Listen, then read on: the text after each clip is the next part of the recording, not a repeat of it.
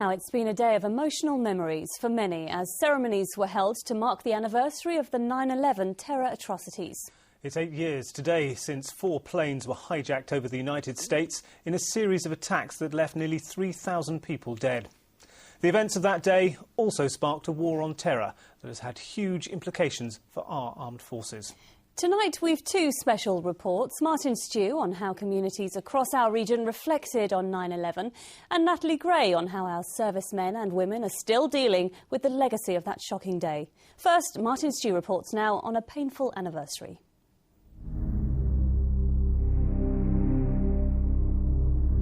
It's something that no one should ever forget. It should be in history, it should be in the history books for the children at school, and it should never ever be forgotten, never, because it was such a terrible thing, and it showed the world really what terrorism can do.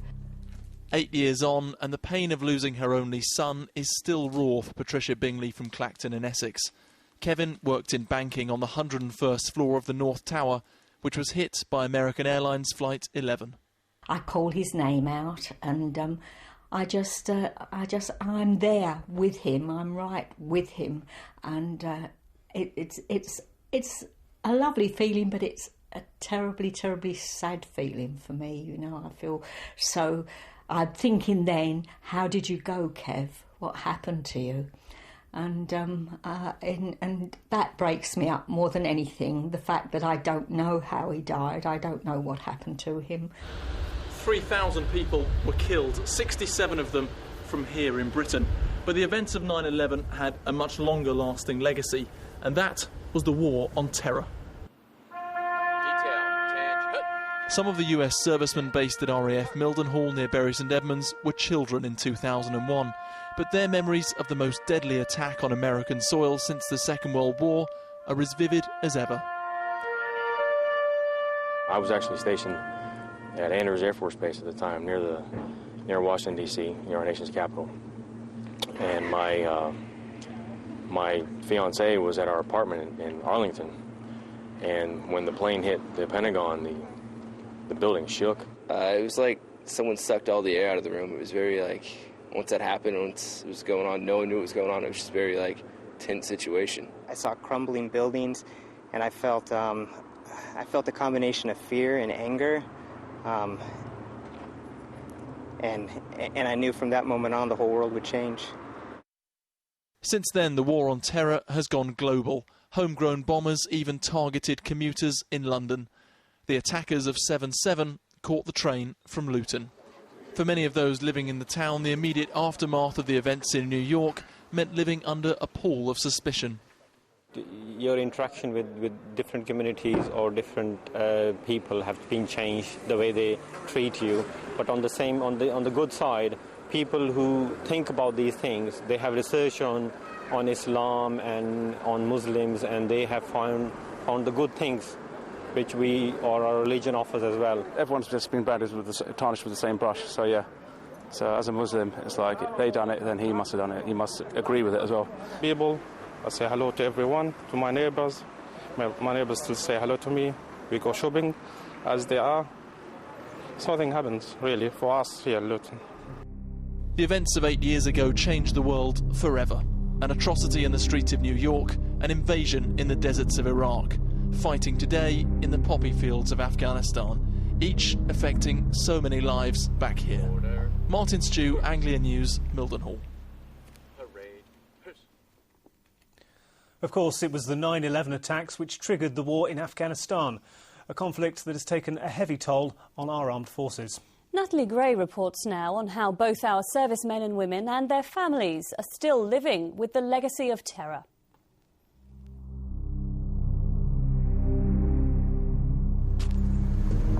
It's become a weekly vigil visiting this church in King's Lynn to remember her dead soldier son.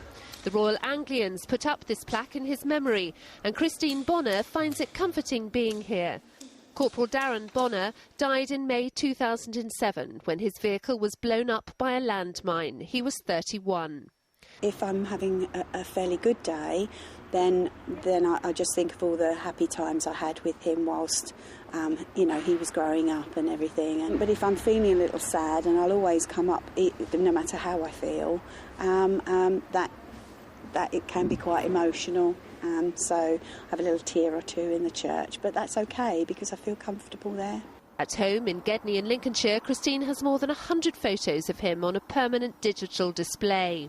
I'm so proud, so proud. I hold my head really high to say that I am blessed for being his mum. I miss him so much. More than 30 servicemen and women from this region have been killed in Iraq and Afghanistan. The fighting this summer has produced an increasing rate of casualties, victims to Taliban attacks and roadside bombs. The latest death, that of Corporal John Harrison from the Parachute Regiment, was marked in Colchester today. A garrison town, people here know the risks all too well. Support for Britain's troops in Helmand remains high, but some are beginning to question whether they should be there at all. Most definitely they should pull them out right now, instead of letting all our boys getting killed. It's ridiculous. But we're not doing much over there, and we're losing too many men. Far too many soldiers getting killed. We've claimed that they should go halfway around the world and fight a cause which is unbeatable, unwinnable, I should say. I don't think anybody knows what they're there for now. I think it's time to come home now. In a carefully planned way, I think they should be brought home as soon as possible. I have mixed feelings on Afghanistan. Nobody likes war. I wouldn't like to think that Darren died in vain, or any of the other soldiers that we've lost, because their mums feel exactly the same as I do. But they are doing a really good job out there. We don't hear about the villages that are coming to life again, and the people that are going out to work now, and the children going back to schools. Because they see that whilst they're out there, they want to continue to do that. 213 British Forces personnel have been killed since the conflict in Afghanistan began. Christine Bonner, therefore, one of many soldiers' mothers who are having to come to terms with being alive when their children have gone. Natalie Gray, Anglia News, Kings Lynn. 2 men appeared in court today to deny public order offences during a disturbance at a homecoming parade by members of the Royal Anglian Regiment in Luton. 27-year-old Brian Kelso from Luton pleaded not guilty to causing harassment, alarm or distress at a hearing at the town's magistrates' court. 40-year-old Kevin Carroll denied the same charges. Both were given bail. The disturbance happened in March after an anti-war protest during the Anglians' homecoming parade. Detectives investigating a fatal shooting in Luton have arrested a man. 22-year-old Richard Long died on September the 1st when he was shot near a children's playground in Haymarket Road on Luton's Lucy Farm estate. He was married with 3 children. A 17-year-old man from Luton is being questioned by police. One of our police forces